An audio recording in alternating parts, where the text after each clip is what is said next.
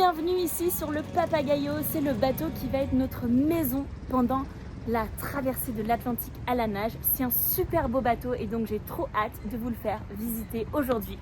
On commence ici avec un peu notre espace extérieur. C'est là où on va pouvoir se poser dans la journée, manger, dormir, être en équipe ici. Et surtout, il y a quelque chose de très important dans cette cale-là. C'est l'endroit le plus important de tout ce bateau parce que qu'est-ce qu'il y a à l'intérieur? Il y a en fait toutes les affaires de nage.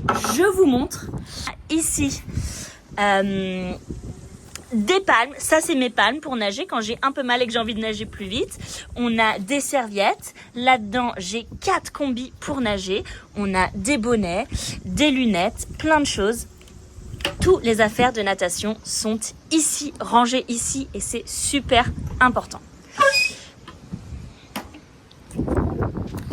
La prochaine chose qui est importante sur ce bateau que j'ai envie de vous montrer, c'est les 2 moyens pour nous d'avoir de l'électricité. Et ça fait du bruit parce qu'il y a du vent.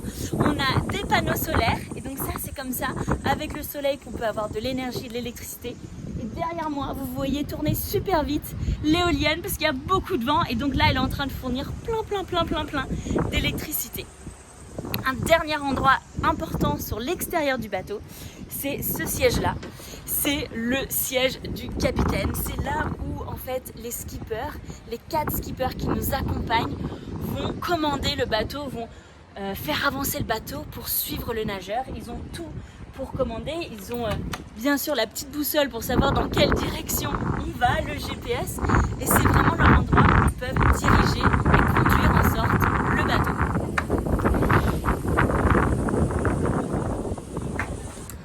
Prochain spot de la visite, je vous propose de rentrer à l'intérieur du bateau pour voir à quoi ça ressemble.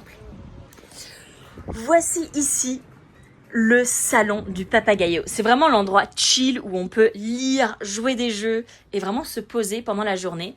Et ici, la cuisine. C'est un peu comme une cuisine qu'on aurait à la maison. On a un évier, on a des plaques, on a un four, on a plein de rangements pour les assiettes et autres. On a plein de choses pour faire des bons petits plats à manger. Alors je sais que vous avez tous une question, c'est comment est-ce qu'on fait nos besoins sur le bateau.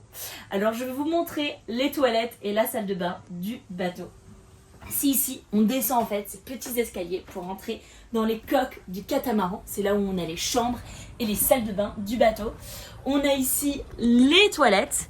Alors c'est vraiment comme les toilettes qu'on peut avoir à la maison, sauf qu'il y a une petite particularité, c'est que pour évacuer et tirer la chasse d'eau, il faut pomper de l'eau de mer. Et donc c'est comme ça. On pompe pour tirer la chasse d'eau. Et on a même ici une petite douche qu'on sort là pour prendre sa douche tranquillement.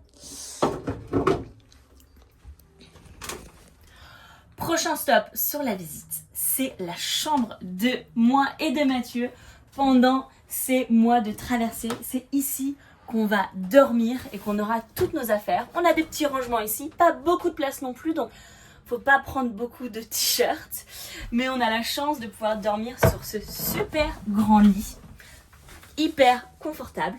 Et là, je sais pas si vous voyez, mais il y a une autre chambre et ça, c'est en fait l'endroit où on va ranger toute la nourriture qu'on va avoir besoin pendant ces 4 mois de traversée.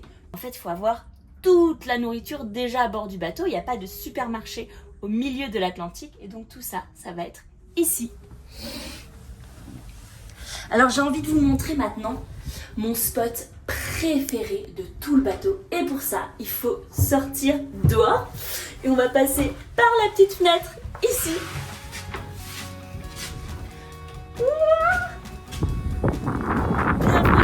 Bienvenue sur le trampoline.